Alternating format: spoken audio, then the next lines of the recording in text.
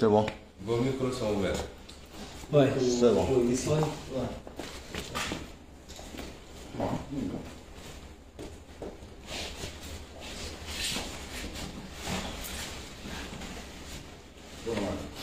Voilà, c'est bon. C'est bon, pare nga ñëpp. C'est bon. Ok. Ouais. C'est bon, là, C'est bon. C'est bon. Gars, c'est bon. Ah, c'est bon. waaw donc c'est parti. mbokk yi asalaamaaleykum ñu ngi nuyu waa Sénégal yëpp di nuyu waa àdduna bi yëpp di nuyu aussi waa Casamance particulièrement ville de Ziguinchor bi nga xam ne yàlla def na may weer di souhaité ñëpp une bonne fête de Tabaski muy l'une des fêtes les plus importantes ci Sénégal ak ci àdduna di leen ñaanal di ko ñaanal suñu bopp ñu fekk ko ak yu bëree bëri te mu ànd ak barke ànd ak wërsëg ànd ak wér-gu-yaram waaye ànd ak jàmm surtout ndax lu waaye am tam jàmm rek je crois que am na ci manqué yu bëri di wax tamit ni fête bi ni mu waroon neexee en tout cas ci ñu neexee ko noonu parce que jamono jii ñu koy feete am na fii ci Casamance diggante Ziguinchor ak Bignona ñaari famille yoo xam ne ñu ngi dund naqar te dara tegu leen ko dul assassinat mooy rey boo xam ne rey bu nit tey la ñu def ko ci seeni doom mooy li xewoon ci manifestation pacifique waaye Macky Sall joxe ndigal pour ñu tiire ci ay nit ñoo xam ne yow ñu woon ngàndaay yow ñu woon dara li ci gën a métti nag mooy gannaaw liñ leen faagagalee ci anam boobu ba jamono ji ñu toll seeni mbokk mënuñoo jot ci seeni néew pour mu leen denc ñuy wax nag Sénégal ni nañu arbitre nañu anticiper ci yenn yi balaa muy jur loo xam ne dina doon musiba ndax tey procureur mi ngi nangu ay néewu jàmbur procureur Ziguinchor jamono jii ñuy wax moom ma nga dem toog Dakar ak njabootam di tabaski waaye bàyyi ñii ak seen naqar boo jëlee kaaw bi ñoo na bi ba léegi lànk nañu ne duñu delloo néew waaye lànk nañu wax sax nit ñi lan moo rey xale bi li ñuy wax genre de mort boo ñëwee fii si fi joon dañoo def seen rapport te def nañu autopsie ne xale bi li ko rey du bal waaye arme blanche ñu ne leen kon yoon may nañ ñu def ñuy wax contre expertise te contre expertise boobu famille bi am na sañ-sañu jaare ci avocat am tànn ak expert ñu tànn ak expert boo xam ne ci ñi gën a xarañ la ci Sénégal ndax chirurgien la médecin légiste la waaye c'est moom mooy le deuxième expert en balistique au Sénégal procureur lànk ne famille bi amul droit tànn expert ne day bind ordre des médecins pour ñu tànnal ko noonu expert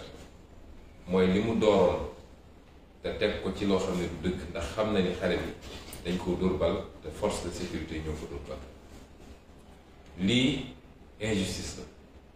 ba famille yooyu tey xamuñu lan la ñu tabaski waaye muy benn injustice yu bëree bëri mooy saa su dara amee rek fii Casamance rawatina Macky Sall dina yónni ay itam ne leen dóor leen ay fetal ñu rey ay nit diggante mars 2021 ak tey 2022 juróom ñaari xale rey nañ leen ci manifestation yoo xam ne yoruñu gannaay yoruñu dara loolu moo tax ma feddeel li ma waxoon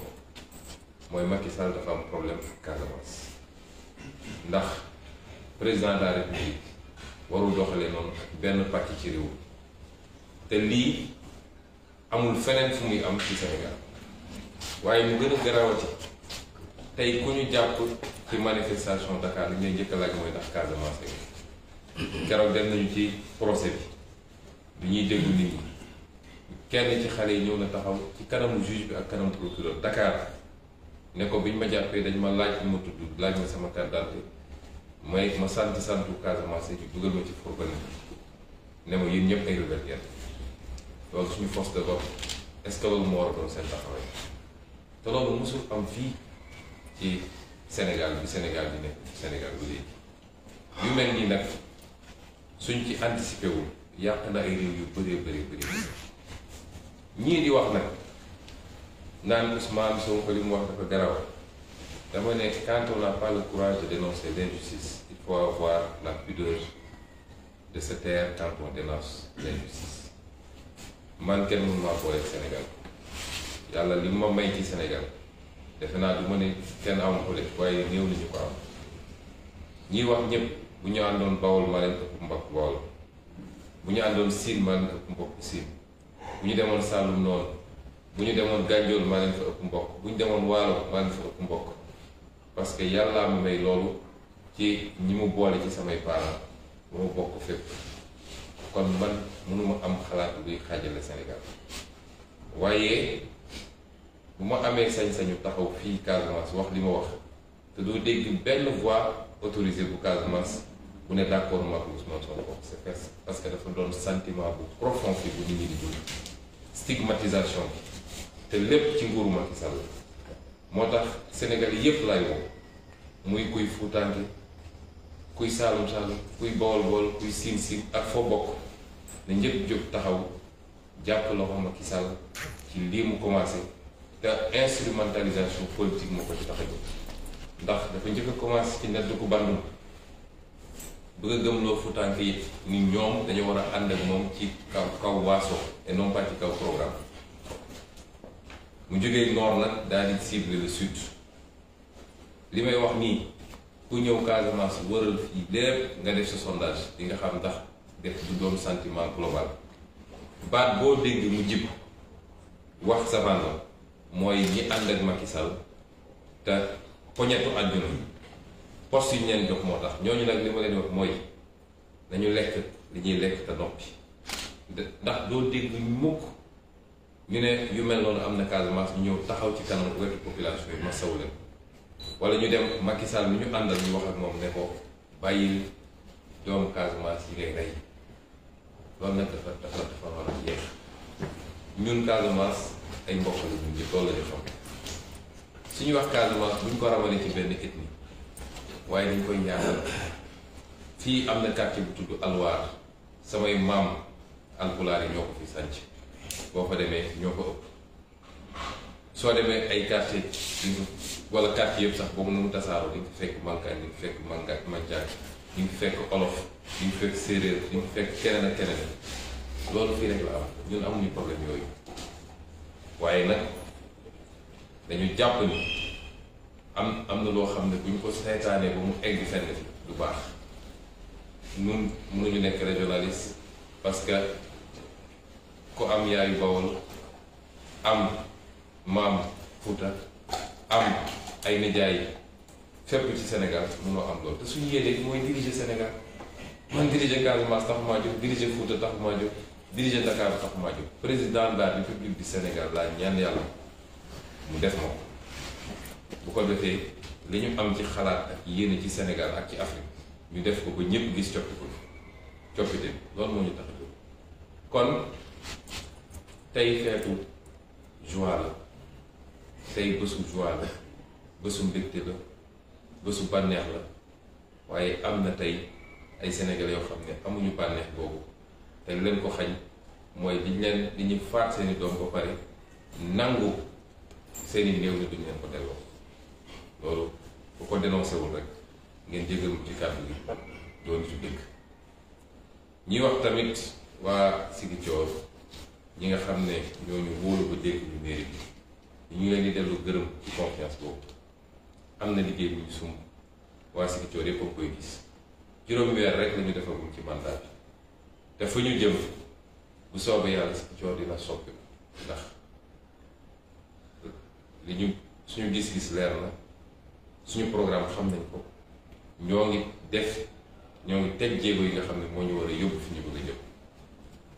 ñépp ñu gis li xew ci dëkk bi te lépp nag ci engagement wu Ziguinchor waaye ñun loolu la ñu gëm li ñu gëm mooy ni ñu ko gëmee fii lañ ko gëmee ci Sénégal tàllal loxo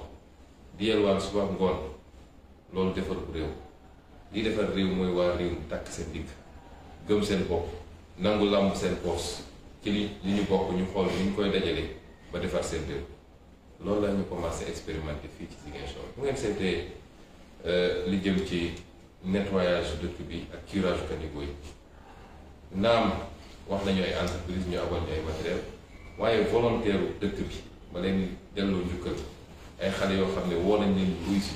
ba léegi nii amul kenn kuñ ci jox 10 000 francs ñoo takk seen tubéy wag seen yére dem dugg ci caniveau yi dugg ci marché yi defar dëkk bi ba tey jii ñëpp xam ne li muy taw si coor bëri na waaye ñu ngi sant yàlla bi mu commencé taw ba léegi kenn déggul ni inondation amagul ñu ñaan yàlla mu continuer noonu lañ ko fas yéene def ci leneen ak leneen ak leneen ba nga xam ne ñun waa dëkk bi ñooy defar suñu dëkk loolu mooy suñu gis-gis ci Sénégal mooy suñu gis-gis ci Afrique talal loxo la nga am ci alal nga seetaan ba tubaab bi ñëw jël ko wala quoi talal loxo ñu lay defal nga tabax quelques ponts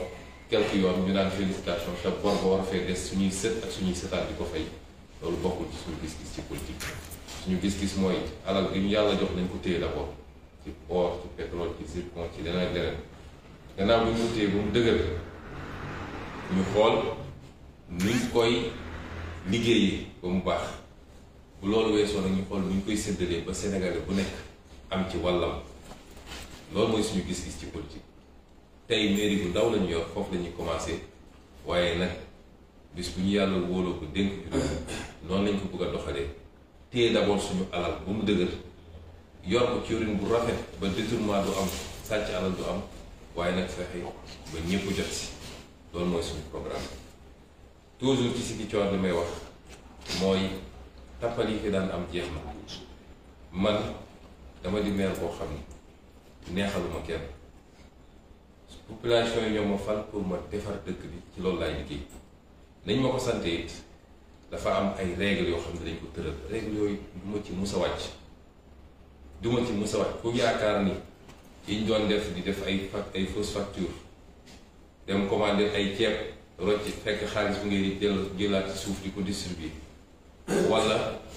def ay montage pour génne xaalis di ko distribuer nit ñi loolu du am ci man moo tax ñi yaakaar ni mun nañ def chantage si ñun yóbboo ñu dem tëddi nelaw ñi nga xam ne ay politiciens ñoo ne seen gannaaw di leen monter ñu foog ni mën nañu def pression man du ma politicien bu ñuy def pression wala bu ñuy def chantage coow bi am ci dëkkuwaayu étudiants yi biñ ñëwee fii dañoo fekk loolu fi ñu ne dañ ko wéyal parce que rafet na bi ñu ci étudiants yi interpellé dalal naa leen ñu waxtaan ñu ne ñoom année passée 2021 boobu doonu ma maire am na loo xam ne maire bi fi nekkoon mënul woon fay ñoom ñu dem ci beneen acteur politique mu yëkkati xaalis fay léegi nag xaalis boobu la ñu bëgg ma rembourser leen may leen ni yéen xam ngeen ni enseignement supérieur du ci compétence mairie préscolaire ak élémentaire mooy compétence donc mairie bi amul sax obligation pour defal leen waaye sama prédécesseur def na ko ma koy rafetlu ndax yéen ñëpp doomu Ziguinchor ne dañ leen di jàppale ca noonu ñu ne dañ ko wéyale waaye yow mënoo jënd xaru tabaski chaque année benn waaye ñëw jënd xar tabaski may la ba benn at mu ne la mu aw moom lu ma jëndee xar tabaski keneen jóge fa la jëndal la xar tabaski weesu nga dellu si ne ko léegi danga may rembourser xar bi ma këlee jëndal loolu est-ce que jaadu na may leen li ñu fay ba pare weesu na il faut s'orienter vers l'avenir amee lu ñu kenn dara bailleur bi bu ñu interpellé dinañ ko fay tout de suite ci sa trimestre semestre bi nga xam ne moo dugg parce que par 6 mois lañ koy fay kon loolu lan moo ci war a andi coow néew ñu leen bu ñu leen fayal loyer bi nañ ko fay man du ma def trésor ay faux mandat pour génne xaalis liquide di ko jox ay étudiants loolu du musa am mandat la ñuy def sur la base d'une facture d'un bailleur ñu fay bailleur bi man noonu lay fonctionner te facture boobu moo ko fi andi moo tax chantage boobu ci doon essayé def pour ñu yëkkati 5 millions jox leen ma fekk waxaat ko fii léegi du moom mos a yëkkati 5 millions en espèce di ko jox ay étudiants ñu dem ci ko séddu bi ñu ne ñoom dañoo bëgg a defar ay lits superposés dama leen ne andi leen débit bi mairie bi xool nu mu leen di jàppale ngeen def lits superposés waaye xaalis lu ma ko génne di leen ko def waaye nag comme mu ngi bëgg a andi coow décision bi ñu jël mooy bind naa le bailleur ba pare jaaree naa ko par huissier le 2 novembre le contrat bi di jeex bu soobee yàlla le 2 novembre dañuy résilier contrat bi parce que amuñu benn obligation pour donner un numéro à des étudiants dinañ seet nag les étudiants les plus nécessités ñi nga xam ne ñu ngi ci ay jafe-jafe dinañ leen jox dans le cadre des aides sociales des bourses yu leen di jàppale foofu ñu nekk ci Dakar yeneen étudiants yi nga xam ne jëlal nañ leen logement muy Bambey ak Saint-Louis dinañu continuer fay les logements ni ñu ko doon fay loolu parenthèse bu ndaw rek la woon ndax samay collaborateurs gaaral nañ ko ba pare waaye dama bëggoon rek wax nit ñi ni ma koy defee fii laa koy defee bis bu ñu yàlla dénkee réew mi man du ma ko ñuy def chantage du ma ko ñuy menacer dawuma ci gannaawu électeur ba tax may def dul yoon tant que je serai maire de Ziguinchor les procédures seront strictement respectées fi may daanelee nag mooy lancer un appel aux Sénégalais de tous bords parce que le Sénégal est en danger il faut que nit ñi xam ko le Sénégal est en danger te li andi danger bi mooy li ñu amoon ci base équilibre social depuis 12 ans depuis 10 ans maintenant c'est compromis parce que mosuñoo gis ci Sénégal ñu instrumentaliser comme ça discours boo xam day dem ci diine wala dem ci xeet wala dem ci région te loolu mu ngi xewee ci Macky Sall le Sénégal est en danger parce que am nañ fi président boo xam ne constitution may ko mu def ñetti mandat waaye ñëpp xam nañ léegi ni dafa bëgg a def ñetteelu candidature yéen ñëpp gis ngeen démb document bi ñëpp publié mu tasaaroo ci àdduna bi yëpp mooy dem na jël benn cabinet américain di ko fay xaalis bu dul jeex ci suñu xaalisu réew ay milliards la koy fay pour kooku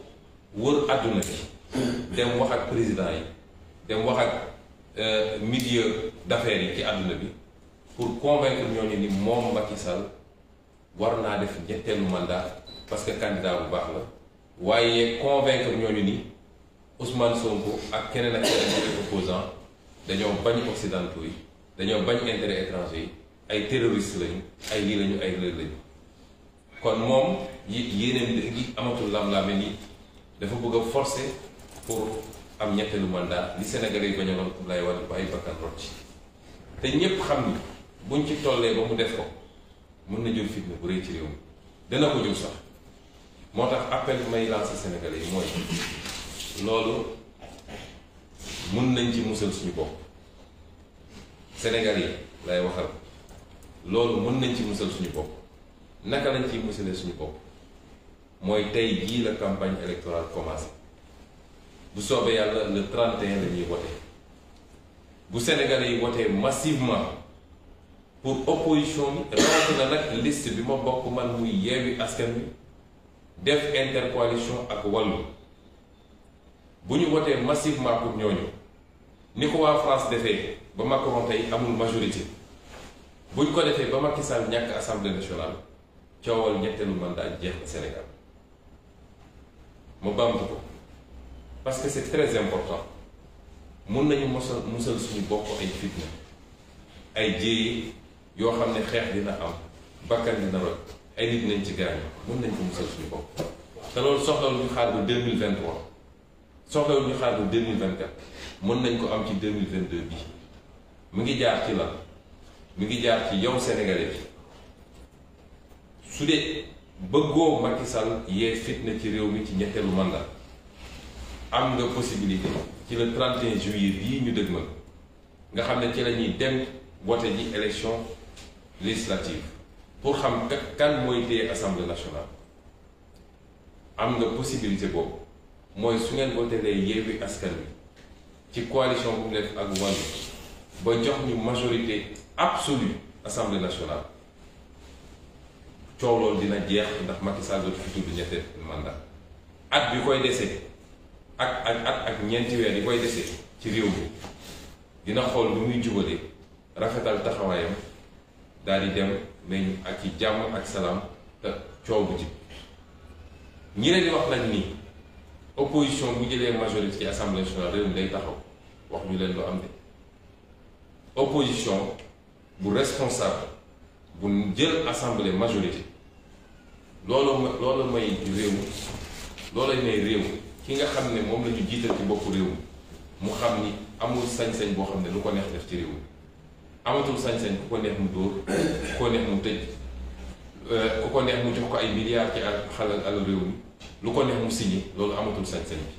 bi loolu mooy andi équilibre ci réew mi bu dee nag gannaaw dàq fitna bi mu tudd bu dee yéen Sénégalais bëgg ngeen am lu leer nañ ci réew mi ni ñu ko yoree woon ci jamono jooju yëpp te lu ñu mën a taxawal ci ay commission d'enquête parlementaire suñu pétrole suñu gaz bi suñu zircon bi suñu géej gi ñu jaay suñu suuf si ñuy joxe su dee bëgg ngeen loolu lépp leer jox leen opposition bi majorité absolue ànd ak li muy yombal Macky Sall dootul ñeme yëkkati kàddu bu mu waxee lu jëm ci troisième mandat ci Sénégal kon élection bi ñu dëgmal moo ëpp solo sax élection 2024 ndax moo mën a musal Sénégal ba faw ngeen war a xam rek ni àdduna yépp mu ngi jël bëtam teg ko ci Sénégal àdduna yépp ñii parce que seeni intérêt yu rëy rëy la yoo xam ne Macky Sall signé na leen ay contrat yoo xam ne yu bon a bon ci Sénégal la waaye lu baax a baax ci ñoom la ña ca des parce que am nañu njàqare ci démocratie ak stabilité Sénégal parce que Sénégal dafa mos a nekk réew mu stable malgré problème yi ñu ci am kon yow citoyen Sénégal bi bul raté rendez-vous bi nañu farlu suivre campagne bi ba su 31 ba ñépp génn taux de participation bi doon taux de participation exceptionnel ñu voté massivement pour l'opposition loolu mooy jàmmu Sénégal loolu mooy andi stabilité définitivement ci réew mi lii lañu bëggoon waxtaan ak yéen mbokk yi ci réew mi waaye ci fii si Ziguinchor ak ci wax joo xam ne saa su taxawee rek dañuy bëgg a fexe ba créer benn dossier bu bees ci Ousmane Sonko may wax nag ni man kenn mënu maa booleeg Sénégal man ak Sénégal mooy jën ak géej gi man fu ma dem ci Sénégal sama kër la fu ma dem Sénégal sama région la ethnie boo jël Sénégal sama ethnie la loolu yàllaa ma ko may kenn mënu maa booleeg Sénégal waaye nag ni ñu bëgg a fexee ba téye làmmiñu nit ñi ba kenn du ñeme wax ci problème yi am rawatina fii ci sudu Sénégal bi loolu jeex na ci Sénégal saa su dara amee rek ñu war cee wax dinañ ci wax te dinañ ko wax ni ñu ko war a waxee ñuy woo Sénégalais yépp nag ñu gën a dëgër gën a jàppante bañ manipulation politicienne yi bañ ñi nga xam ne pouvoir jaral na leen lu nekk ñu dugg suñu diggante Sénégal amul waaso amul xiiro foo dem di nga fekk famille boo dem di nga fa fekk xeet yëpp ndax dañuy séyante suñu biir dañuy ànd suñu biir dañuy bokk di jëflante suñu biir loolu mooy Sénégal bu ñu nangu nguuru Macky Sall yàqal ñu ko ñu ngi gërëm di leen sant salaamaaleykum.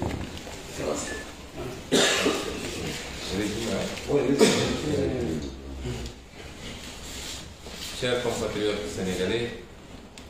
chers amis africains, je profite de cette occasion qui est la fête de la Tabaski pour vous saluer d'abord et vous souhaiter une très bonne fête de Tabaski. Certes, la Tabaski est une fête musulmane, mais elle transcende la communauté musulmane. Et au Sénégal, elle se fête de la même manière que Pâques, Noël et toutes les autres fêtes. La Tabaski et la Korité sont fêtées par tous les Sénégalais, quelle que soit leur obédience. Donc à tous les Sénégalais, musulmans comme chrétiens, à tous les Africains, je souhaite une très bonne fête de Tabaski. C'est une fête, et comme son nom l'indique, ça devait renvoyer à la joie, à la félicité, à la symbiose nationale. Mais malheureusement aujourd'hui, et singulièrement ici en Casamance, il se trouve des familles qui ne peuvent pas fêter toutes les autres familles, pour la simple raison qu'elles sont encore dans un deuil non consommé. Il se trouve des familles dont les enfants, les fils ont été lâchement assassinés lors de manifestations pacifiques. Des jeunes qui manifestaient sans armes, sans même des pierres, et bien après la manifestation d'ailleurs, ont été lâchement assassinés par les forces de défense et de sécurité commandées par le président Macky Sall lui-même. Il se trouve que ça devient assez répétitif en Casamance. De mars 2021 à aujourd'hui, 7 jeunes ont été assassinés parce que simplement ils manifestaient ici en Casamance. D'autres ont été torturés, malmenés. Il y en a un d'ailleurs qui vient de sortir de l'hôpital, il a été gravement torturé. Cela est inadmissible, il faut y mettre un terme. Mais au-delà, ce qui se passe, c'est cette stigmatisation des Casamancés. Et quand je parle de Casamancés, ça va au-delà d'une ethnie. C'est seuls les ignares qui ne connaissent pas la Casamance qui pensent que la Casamance rime avec une ethnie. Vous avez toutes les ethnies condensées ici en Casamance. Vous avez des quartiers entiers qui portent, qui ont été fondés par des ethnies qui sont venues du nord du pays, du centre du pays pour venir s'installer. La Casamance est la région la plus cosmopolite, particulièrement la région de Ziguinchor et la ville de Ziguinchor. Et cette stigmatisation des Casamancés se manifeste par un ciblage lors des arrestations dans les manifestations. Je ne parle même pas de la Casamance, mais à Dakar et ailleurs, où des forces de défense et de sécurité se permettent de traiter les ressortissants de la Casamance arrêtés dans les manifestations systématiquement de rebelles et de les malmener. Personne ne nous empêche de dénoncer ces pratiques. À tous ces moralisateurs qui profitent de ma sortie pour rier sur les médias et décréter des propos d'une extrême gravité, je leur dis vos leçons, vous pouvez vous les garder. Je n'ai pas besoin de vos leçons si vous n'avez pas le courage de dénoncer ces dérives extrêmement graves et qui ont pris de créer un malaise général ici en Casamance. Ayez au moins la pudeur de vous taire. Je n'ai pas de leçon à recevoir de vous. Nous dénoncerons comme je l'aurais dénoncé si ça s'était passé dans une autre zone du Sénégal. Parce que mon ambition, moi, ce n'est pas de diriger la Casamance. Mon ambition, c'est d'être président de la République du Sénégal. Et je dirais à ces gens-là, personne ne peut me mettre en mal avec le Sénégal, parce que du brassage qui a prévalu à ma naissance, il ressort que je suis un citoyen sénégalais. Je suis aussi bien à l'aise dans le nord, au centre, au sud, parce que j'ai des parents éparpillés un peu partout. Je ne peux pas tenir un discours régionaliste. Ces pratiques que les Casamancés sont en tête du livre, je les aurais dénoncées si elles concernaient des Foutanké ou des Baol ou des Salom Salom, je les aurais dénoncées avec la même vigueur, sinon beaucoup plus de vigueur. Et aujourd'hui, je tiens à informer l'opinion de ce qui se passe réellement. Les familles ne peuvent toujours pas entrer en possession de la dépouille de leurs enfants. À Bignona, le procureur refuse de restituer le corps. Le corps est gardé par la gendarmerie. Et il refuse de donner le genre de mort. À Ziguinchor, ils ont prétendu avoir fait une autopsie pour conclure à une mort par arme blanche, par un objet contondant. Les familles ont souhaité faire la contre-expertise, ce que la loi leur permet. Les avocats ont retenu un expert qui se trouve être l'un des meilleurs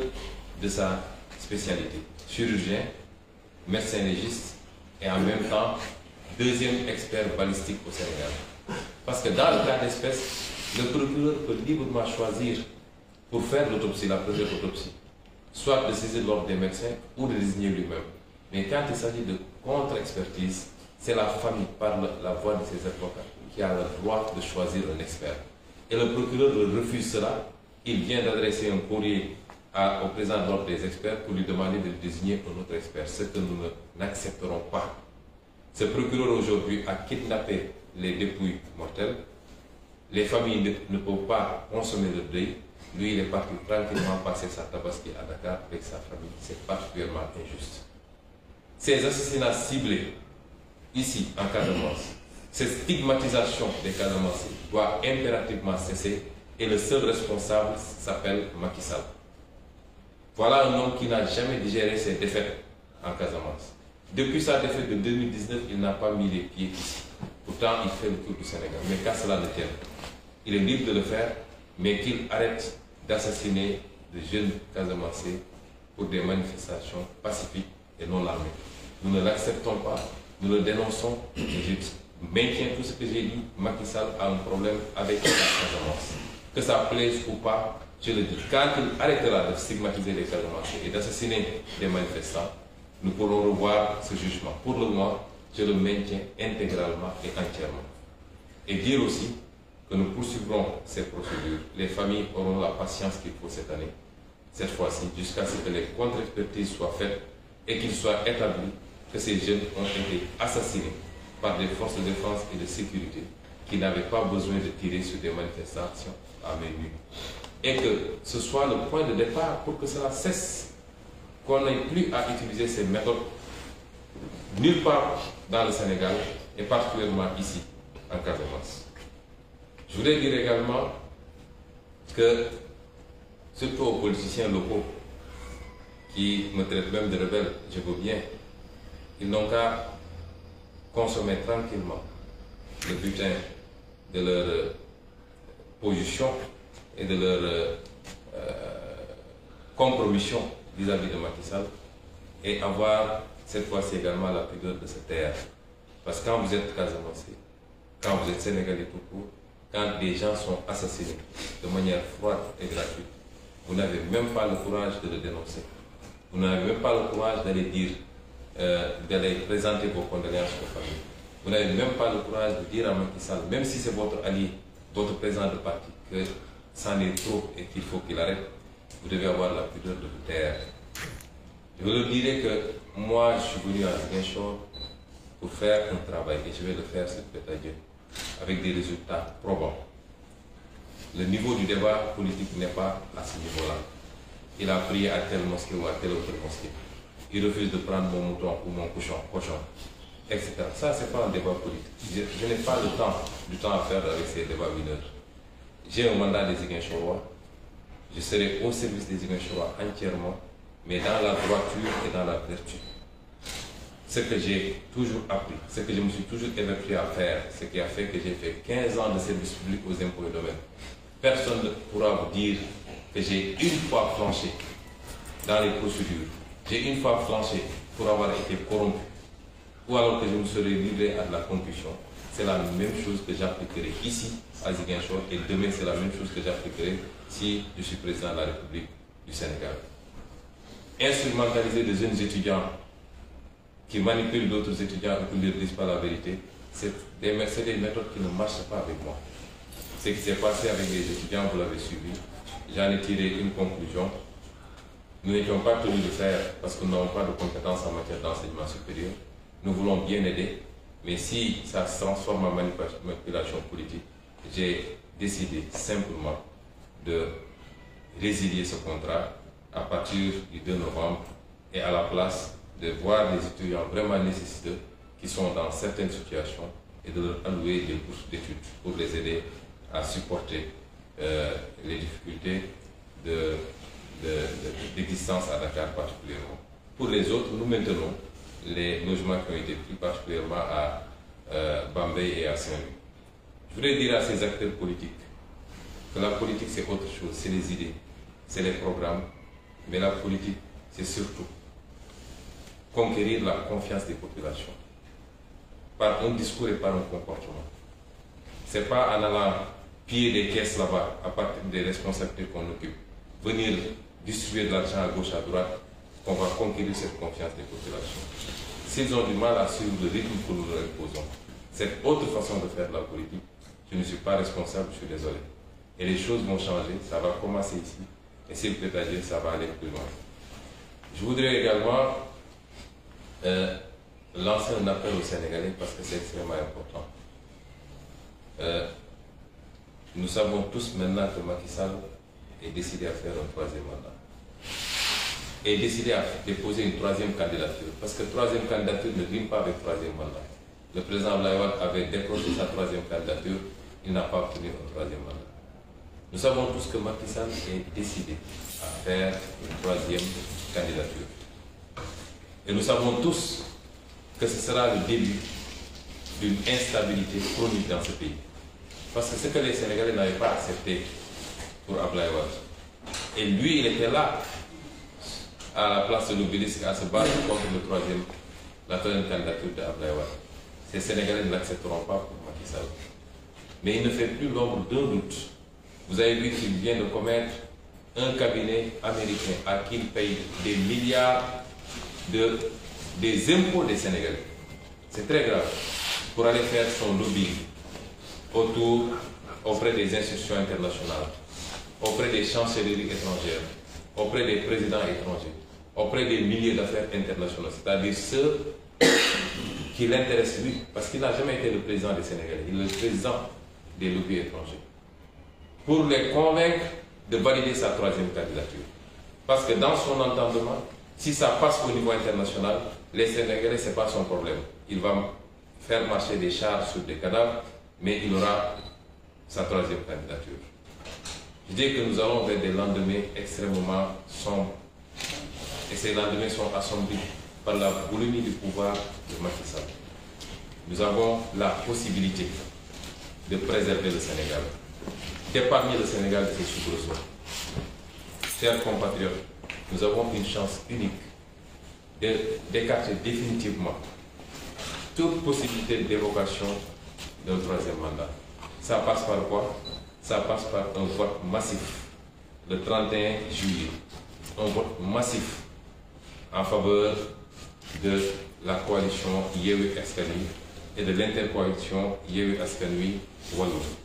Parce que si Macky Sall perd l'Assemblée nationale, le débat du troisième mandat est derrière nous. Je veux que les Sénégalais en soient conscients et convaincus. S'il perd l'Assemblée nationale, on ne parlera plus du troisième mandat. Si on lui donne encore une majorité, il va en sortir regardé, il va immédiatement engager le débat du troisième mandat qui risque de brûler ce pays. Est-ce que nous souhaitons cela? Absolument non. Et à ceux qui vous disent que si l'opposition est majoritaire, le pays sera bloqué. Dans combien de pays l'opposition est majoritaire? Aujourd'hui en France, le président Macron n'est plus majoritaire, il a une majorité relative mais pas absolue. Aux États-Unis, à toute élection de mi-mandat, à 90%, c'est l'opposition qui arrive majoritaire au Sénat et au Parlement. Et ça n'a jamais bloqué le pays. Si vous voulez aujourd'hui, au-delà de l'aspect stabilité du pays, si vous voulez également que nous commencions tous à travailler, à se réapproprier notre pays, à avoir toute la lumière qu'il faut sur la manière dont ce pays a été géré, particulièrement dans la gestion de nos ressources naturelles. Par rapport à la corruption, vous entendez des proches du président qui gardent des milliards dans le chambre, alors que le Sénégalais, le petit gourgour, ne peut pas se payer un mouton. Par rapport à la gestion de tous les secteurs socio-économiques de ce pays, il faut confier l'Assemblée nationale à la majorité. Ce sera confier l'Assemblée nationale à l'opposition. Donner la majorité à l'opposition. Ce sera une opposition responsable qui ne bloquera pas le pays, mais qui encadrera les pouvoirs du président Macky Sall. Parce que comme dit l'adage, pour que la démocratie marche, il faut que le pouvoir puisse limiter le pouvoir. Or, vous avez vu que la justice, et une bonne partie de la justice, est phagocytée par le pouvoir exécutif. Vous avez vu que l'Assemblée nationale n'a été l'ombre que d'elle-même pendant ces 5 dernières années. Si vous voulez avoir un contre-pouvoir, il faut aujourd'hui faire confiance et voter massivement à l'opposition, qui, pour les 15 ou 16 mois qui resteront pour les mandats, le second mandat et dernier mandat de Macky Sall, cette opposition-là se chargera d'encadrer de manière très responsable l'exécution du pouvoir et des décisions exécutives. C'est cela que je voulais délivrer comme message. Nous vous remercions encore une fois. Nous vous souhaitons une bonne fête et nous vous demandons, quelle que soit votre république, quelle que soit votre région, quelle que soit votre appartenance, nous vous demandons de dire non à cette volonté clairement exprimée par Macky Sall de compromettre l'un des rares acquis extrêmement solide du Sénégal, c'est-à-dire notre cohésion sociale. Disons non qu'on soit du nord, du centre, du sud, qu'on vive au Sénégal ou à l'étranger, levons-nous comme un seul homme et disons stop à cette instrumentalisation des régions ou des ethnies pour faire de la politique. Je vous remercie et vous souhaite une bonne fête. Merci.